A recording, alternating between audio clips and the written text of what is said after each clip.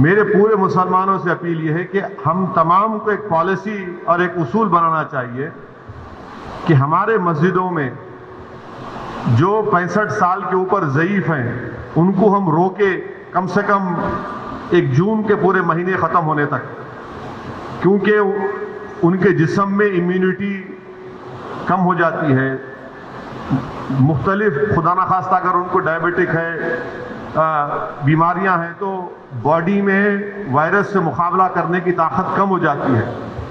تو میں یہ اپیل کر رہا ہوں کہ 8 جون کو انشاءاللہ تو کھل جائیں گے، مگر کم سے کم جون کے ختم ہونے تک ہمارے جو 65 سال کے اوپر جو ضعیف افراد ہیں ان کو ہم سمجھائیں،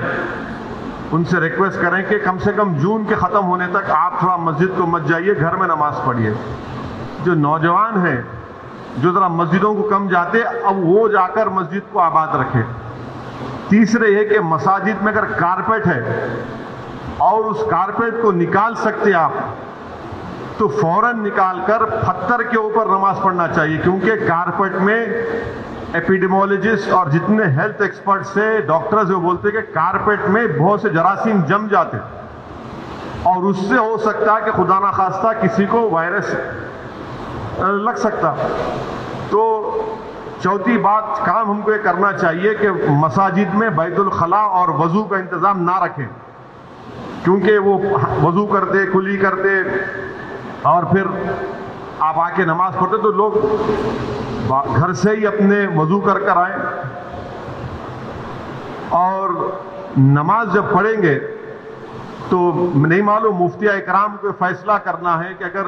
پوری دنیا میں جہاں جہاں مساجد کھولے گئے، چاہے وہ مسجد نبوی ہو، حرم شریف مکے میں ہو، یا ٹرکی ہو، یا دوسرے مقامات پر،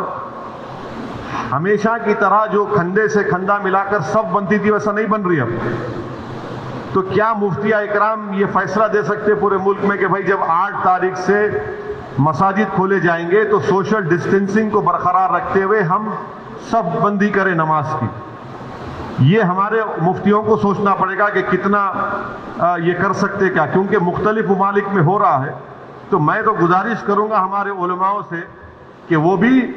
اس کا فیصلہ کر لیں، مگر دوسرے جو 4 چیزیں میں کہا ہوں اس پر یقیناً غور کریے آپ۔ میں کسی سے نہیں کہہ رہا ہوں کہ مسجد کو مت جائیے، میں یہ کہہ رہا ہوں کہ آپ صحیح کہہ رہے ہیں کہ وائرس ابھی بڑھ رہا ہے، وائرس ختم نہیں ہوا ہے، وائرس بڑھ رہا ہے ابھی، اور خاص طور سے جو ہمارے 65 سال کے اوپر کے جو لوگ ہیں اور جو لوگ مختلف امراض کے شکار ہیں، جس کو کڈنی کی بیماری ہے، ہارٹ کی ہے، لنگز کی ہے،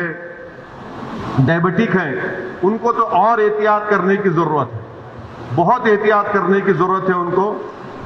کیونکہ ان کی جان کو بچانے کا ہے۔ یقیناً ہم کو ایک روحانی اور قلبی سکون ملتا ہے جب ہم اللہ کے گھر میں جا کر سر و سجود ہوتے ہیں، مگر اسلام کی اہم تعلیمات بھی ہے کہ جان بچائیے، اور اگر خدا نہ خواستہ کسی کو یہ وائرس ہوتا ہے تو پھر ان کے گھر والوں کو، ان سے جو ملاقات کیے، پھر ایک نیا سلسلہ شروع ہوتا ہے ٹریسنگ کا، پرائمری کانٹیکٹ کون تھے، سیکنڈری کانٹیکٹ کون تھے۔ یہ میرے احساسات ہیں، اور یہ اسی وقت ہوگا جب ہمارے تمام مفتی اکرام، چاہے وہ کسی بھی مکتب فکر کے ہوں، وہ اس کا ایک اجتماعی طور پر نوٹ لے کر سب کو بتائیں۔